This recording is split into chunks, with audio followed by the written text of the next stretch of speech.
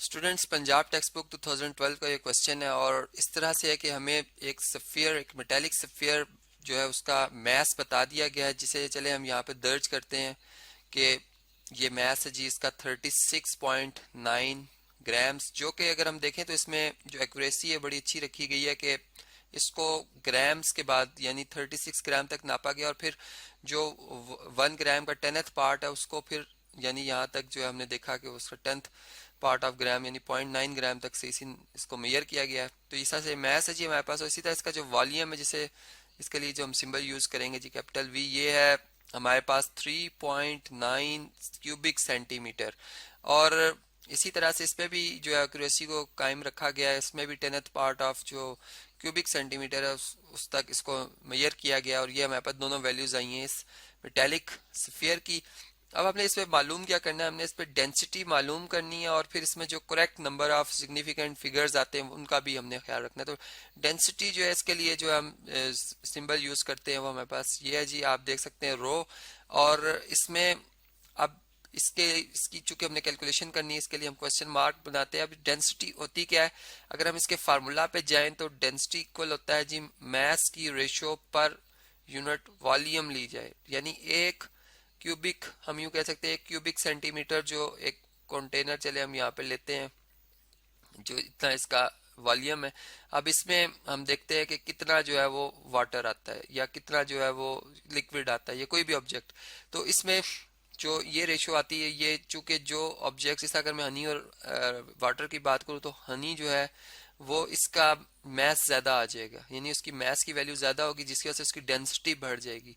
और जो वाटर है उसका मैस कम आएगा इस कंटेनर में, जिसकी वजह से उसकी डेंसिटी कम हो जाएगी। तो जबकि वॉल्यूम फिक्स है, तो इस तरह से ये डेंसिटी मालूम होती है। तो हमने अब इस जो मेटेलिक स्फीयर है इसकी डेंसिटी मालूम करनी है। तो चले इनमें इनकी वैल्यूज फार्मूला में इस्तेमाल करते हैं। जैसे मैस जो है वो 36.9 ग्राम्स है, यानी इसमें अगर हम सिग्निफिकेंट फिगर्स की तादाद देखें तो ये हमारे पास कितनी है जी 3 है। जैसे मैंने ऊपर बताया कि इसमें एक्यूरेसी के हवाले से इन्होंने काफ़ी इसको 10th पार्ट ऑफ जो है वो ग्राम तक मेजर किया और ये इसमें अगर हम देखें तो 2 है। अब जो हमारा आंसर है उसमें जो सिग्निफिकेंट फिगर्स की तादाद है वो जो minimum number of significant figures हैं उसके मुताबिक आती है, यानी प्रोडक्ट और क्वोशंट के हवाले से मैं बात कर रहा हूँ। तो चूंकि ये क्वोशंट है, ठीक है, डिवाइड करने के बाद आंसर आ रहा है, तो ये हमारे पास जो रो है डेंसिटी है इसकी वैल्यू हम लिखेंगे। चलें इसमें वॉल्यूम की वैल्यू भी लिखनी है जी 3.9 और इसके यूनिट है जी क्यूबिक सेंटीमीटर।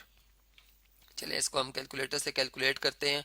हमारे पास नंबर है जी 36.9, हमने इसे डिवाइड करना है 3.9 से, ये आता है जी 9.4615, ठीक है 9.4615, इसको मैंने राउंड डाउन किया है तो कितना आया था जी 9.4615, इसे दर्ज कर लेते हैं 4615 और ग्राम्स पर क्यूबिक सेंटीमीटर।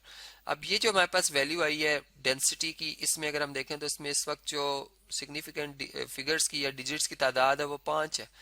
हमें इसे राउंड डाउन करना है या राउंड अप करना है up to 2 decimal, up to 2 significant figures. तो फिर हमारे पास डेंसिटी जो आएगी वो 9 और पॉइंट, अब इसके बाद जो इसका सेकंड सिग्निफिकेंट डिजिट है उसके बाद जो डिजिट आ रहा है वो 6 है, 5 से बड़ा, तो हम इसे राउंड अप करेंगे और 4 से बढ़ के ये 5 आ जाएगा। तो ये 9.5 बनेगा हमारा आंसर और साथ ही इसके यूनिट्स भी लिख देंगे ग्राम्स पर क्यूबिक सेंटीमीटर। तो इस तरह से हमने एक प्रॉब्लम को सॉल्व किया जिसमें हमने सिग्निफिकेंट फिगर्स के भी जो तादाद है उससे सही रखा।